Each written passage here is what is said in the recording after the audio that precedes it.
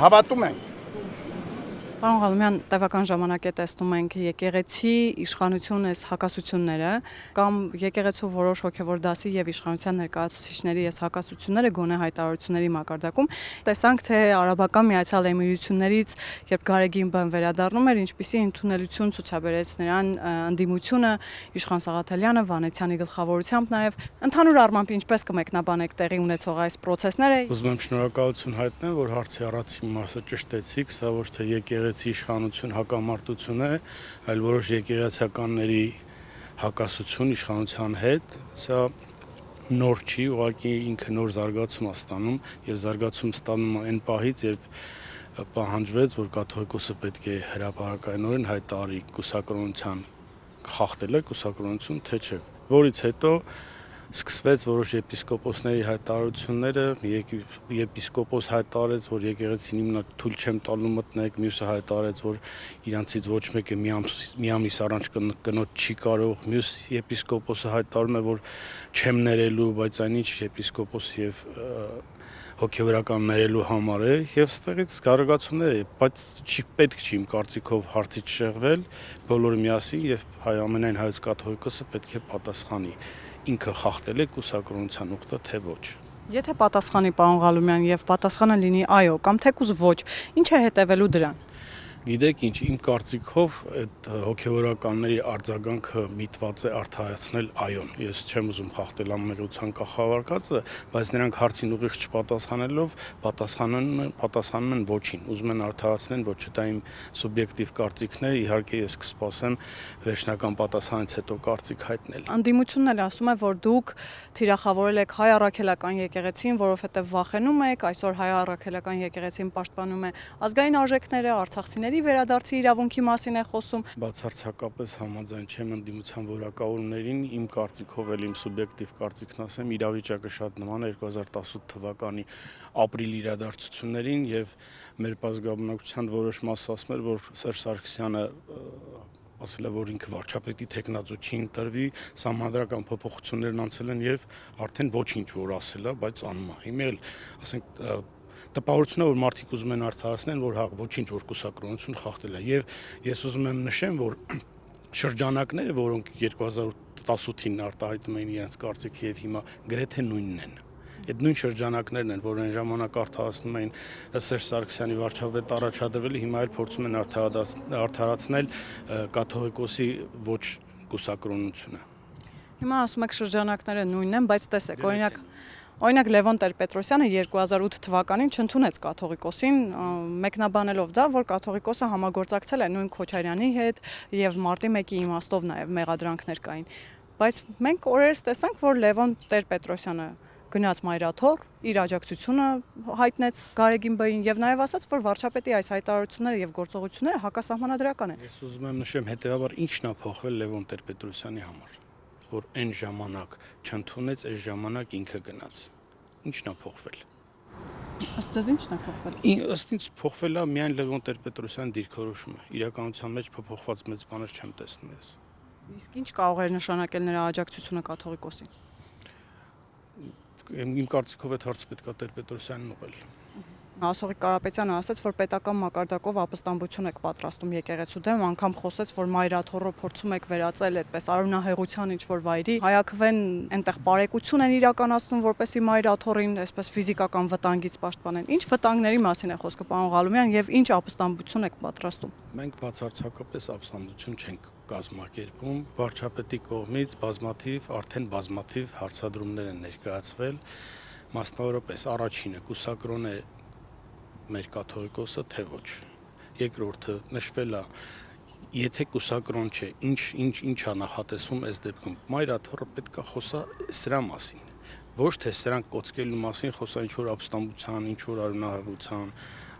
Հենց իրենք եպիսկոպոսներն են հայտարարել, որ քաղաքական կողմնորոշում ունեցող մարդիկ եկեղեցի մտնելու իրավունք չունեն, որոշ եկեղեցականների անունից, որոշ եկեղեցիներում, եւ հետեւաբար ապստամբություն իրանց կողմից է, ոչ թե իշխանության կողմից։ Պարոն Ղալումյան, դուք բարբերաբար ասում եք վարչապետը հարցեր է ուղղել, սպասում է հարցերի պատասխանին, բայց եկեղեցականներն էլ ձեզ ախր հիշեցնում են սահմանադրությունը, որ դուք ըստ սահմանադրության իրավունք չունեք խառնվել այդ գործերին եւ պիտի իրենց բարերով ասած ձեր քիթը չմտցնեք այնտեղ, որտեղ պետք չէ։ Իրենք իրենց հարցերը կլուծեն։ Եկեղեցին պետությանը ազգինն է եւ մենք եկեղեցու գործերում երբեք քթներս չենք մտցրել։ Այնինչ հակառակը եկեղեցին է մտցրել։ Մենք ունենք իր գործունեությունը սառեցրած եպիսկոպոս Վազգեն Գալստանյան։ Ինչ է անում Վազգեն Գալստանյանը։ Ինչ կարելի է որակել իր քիթը պետական գործերին խոթել եւ այլ ոչինչ։ Եվ հետեւաբար մենք ոչինչ չենք անում այդտեղ հակապետական եւ հակասահմանադրական։ Եկեղեցին մերն է, մեր ազգինն է եւ եկեղեցի խնդիրներով հետաքրքրվել է պետք։ Հանգուցալուծումը դուք ինչպես եք պատկերացնում։ Հանգուցալուծումը, առաջի հանգուցալուծումը այն տպավորությունն է իմ մոտ, որ եթե այդ մեղադրանքները անհիմն են եւ եպիսկոպոսների եւ ամենայն հայոց կաթողիկոսի հետ պետքա վիրավորվածություն առաջանար, որ իրանց վիրավորել է, բայց ես դա չեմ տեսնում։ Իրանց մոտ չարություն կա։ Իրանք հարցերի պատասխանը պետքա տան, որից հետո կլինեն գործողություններ համապատասխանաբար։ Արցախի պետնախարարն նոր ընտրել, որը մի շարք հայտարարություններով է հանդես եկել, որ շարունակելու են զբաղվել արցախցիների ամենատարբեր հարցերով։ Մենք այդ միտումը պարբերաբար տեսնում ենք, որ արցախցիների տեղահանությունից հետո այստեղ խոսում են Արցախի ամենատարբեր պետական կառույցներ պահպանելու մասին, ինստիտուտները պահպանելու մասին, ասում են, որ նախագահի ընտրության ժամկետն է լրացել եւ պիտի նոր նախագահ ընտրեն։ Հիմա Արցախի նոր պետնախարարը կամ նրա ընտրությունը ինչ կարող է նշանակել եւ Երևանում արդյոք լեգիտիմ է Արցախի որևէ պաշտոնյա ընտրելը։ Սկսեմ վերջից, որ բացարձակապես լեգիտիմ չեմ համարում որևէ պաշտոնյայի ընտրվելը։ Մենք այսօր հանձնաժողովի նիստը նոր ավարտեցինք եւ չեմ հետեւել, թե ինչ է ընտրվել։ Ուզում եմ ասել, որ հենց Արցախում վերջին շրջանում նոր Շահրամանյան ընտրվելուց հետո մենք Արցախում պետականություն ենք կորցրել եւ ընտրվող մարմիններ այնտեղ որ պետքա գործառույթ իրականացնեին, որ կարողանային ապահովել արցախցիների Արցախում ապրելու իրավունքը։ Նրանք իրենց գործողություններով չեմ ուզում նշեմ ինչի բերեցինք, իրականությունը բոլորս գիտենք եւ ստեղ Երևանում որից է մարդ ընտրել ինչ որ գործունեություն ծավալել անօրինական եմ համարում եւ անբարոյական, բացի այդ ուզում եմ նշել, որ արցախցիների խնդրով Հայաստանի որից է կառավարություն, այս կառավարության չափ որից է գործողություն, որից է ծրագրեր երբեք չի իրականացրել, ինչ որ անում է Հայաստանի կառավարությունը այսօր արցախցիների համար։ Այդ ամեն ինչը գիտենք, որ ամբողջությամբ բավարար չէ, բայց ծրագրերը մեկնարկած են բնակարարապանողական ծրագիրը եւ մյուս ծրագրերը մենք փորձելու ենք մեր արցախցի քույրերի եւ եղբայրների համար այստեղ ստեղծել ապրելու եւ աշխատելու լիակատար հնարավորություններ։ Պարոն Ղալումյան, տեսեք, մենք բարբերաբար ենք նման հայտարարություններ լսում, որ անօրինական եք համարում, որ Երևանում ընտրվի ինչ-որ մի արցախցի պաշտոնյա, բայց ամեն դեպքում մենք չենք տեսնում նաև հակառակը, որ դրա դեմը ինչ-որ մեկը փորձի առնել կամ ինչ-որ իրավական ճանապարհով փորձի դա կանխել։ Հիմա ամենատարբեր պաշտոնյաներ են ընտրում, ամենատարբեր հայտարարություններ են անում։ Դրա վերջը երբ պիտի գա եւ դա նաև ինչ նպատակ է հետապնդում, ինչ ռիսկեր կարող է ունենալ իր մեջ։ Եթե այդ ընտրված մարմինները եւ այդ կառույցները որոշ գործողություններ անեն, որը սահմանադրությամբ եւ օրենքների մեջ չի տեղավորվում, այդ պահին իմ կարծիքով Հայաստանի իշխանությունները եւ օրինակ մարմինները արդարադատությունը իր քայլերը կձեռնարկի։ Իմ կարծիքով հիմի այդ ընտրությունները, այդ մարմինների ընտրությունները սիրողական մակարդակի վրա են։ Ես դեմ չեմ հավաքվեն խոսան մի տարածաշրջանի ժողովրդեն քննիներ քննարկեն, ես ինքս բազմիցս հանդիպել եմ Արցախից եկած պաշտոնյաների, Արցախի հարցերով զբաղվող հասարակական կազմակերպությունների, բոլոր հարցերը քննարկվել են, հետևություններ արվել եւ հետագայում դրանք հաշվի են առնվել բոլոր ծրագրերի մշակման գործընթացում։ Ես դեմ չեմ, որ որից է մարմին, որից է մարդ, որպես անձ գա ներկայանա, խոսա, խնդիր ներկայացնի, մենք էլ համապատասխան լուծումներ առաջարկենք։ Անդիմությունը, որ տևական ժամանակ է խոսում էր անվստահություն հայտնելուց եւ ասում էին, որ իրենք դեռևս չեն գտնում վարչապետի տեխնացու, հիմա գտել է վարչապետի տեխնացու։ ՀՀԿ-ն հայտարարել է, որ Դավիթ Համբարձումյանին է առաջադրում եւ նաեւ խոսում են այն մասին, որ ցայտնոտի մեջ է իշխող ուժը, արդեն վախեր ունեք, որ հիմա գալու են անվստահություն հայտնեն ու հաջողեն։ Վախը ոչ իմ քաղաքական թիմի համար համատեղելի զգացողություն չէ։ Վարչապետի իրենց տեխնացուին անձնական շփումներ երբևիցե չեմ ունեցել եւ Հայաստանի Հանրապետությունում ցանկացած ընտրված համայնքապետի հանդեպ հարգանքով եմ լցված, այդ թվում նաեւ այդ տեխնացուի, բայց Համայնքապետի եւ վարչապետի գործառույթները իրանց համատեղելի եմ համարում,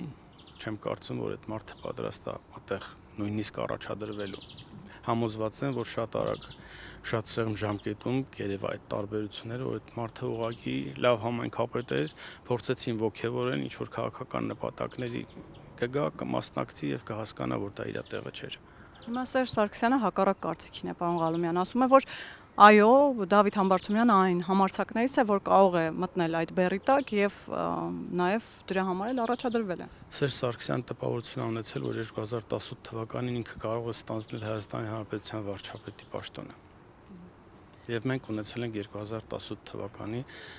ոչ բռնի հեղափոխություն։ Խոսքը միայն իմպիչմենտի մասին չի, ասում են, որ նաև սրան զուգահեռ պիտի լինի էլի փողոցային պայքարը, դրա մասին խոսում է նաև Բագրատ Սրբազանը, որ վերադառնալու են նոր թափով, այսինքն եւ խորհրդարանում են պայքարելու եւ խորհրդարանից դուրս։ Գիտեք ինչ, Բագրատ Սրբազանը եւ Սերժ Սարգսյանը իրանք քաղաքական օրակարգ են ունեցել, սպասարկել են, փողոցային պայքար են ասել, արդյունքի մասին չեմ ուզում խոսալ, բայց քանի որ ես ի սկզբանե եմ նշել, որ այդ պայքարը հաջողություն չի կարող ունենալ, եկել է դեպքերի բերումով ստացվել է տենց։ Հիմա էլ համոզված եմ, փողոցային նոր պայքարը պետք է լինի նոր իրավիճակում, նոր հանգամանքներ պետք է լինեն, որ ինքը փոփոխման ենթակա լինի, դրական տենդենց ունենա։ Այդ տենդենսը ես ինքս չեմ նկատում, այդ իրավիճակի փոփոխությունը չեմ նկատում։ Բայց իրենք խոսում են, որ գալու են, հաջողելու են մինչև 2026 թվական անգամ դուք չեք պաշտոնավորելու։ Դե ես ասացի, որ իրանց ասածը, իրանց տեսակետները արդիական չեն, հանրության լայն շրջանակների սատարումը չունեն։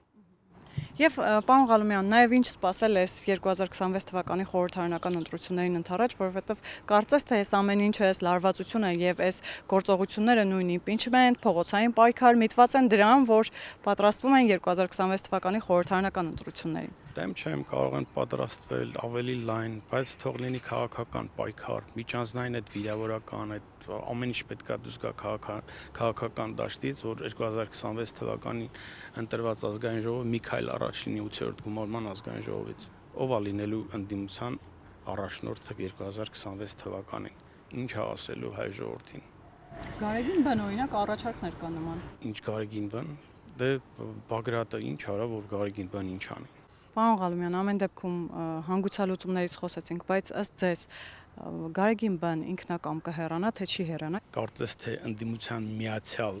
վարչապետի տեխնացուն կոչով դիմա, որ եկեք գնանք օդանավական դիմավորենք ամենայն հայոց կաթողիկոսին։ Եվ որից հետո ընդդիմադիր բամբուլը ալեկոծում է, որ այնտեղ 1500 կամ 2000 մարդ ա եղել։ Հենց այս փաստը ամեն ինչի մասին խոսում է։ Նաև ընդդիմադիր մամուլն ասում է, որ իշխող ուժը ալեկոծված է այդ իմաստով։ Որտեղ է տեսել այդ ալեկոծում, ինչից է ալեկոծված իշխանությունը։ Իշխանությունն այսօր իր բնականon հումոր ազգային ժողովն իր գործն ա արել, կառավարությունն իր գործն ա արել։ Դե նման զանգված է հավաքվել, ասում են կաթողիկոսի շուրջ։ Հայաստանի 71 համայնքապետերի ցանկացածի կոչով կարա հավաքվի 1500-2000 մարդ։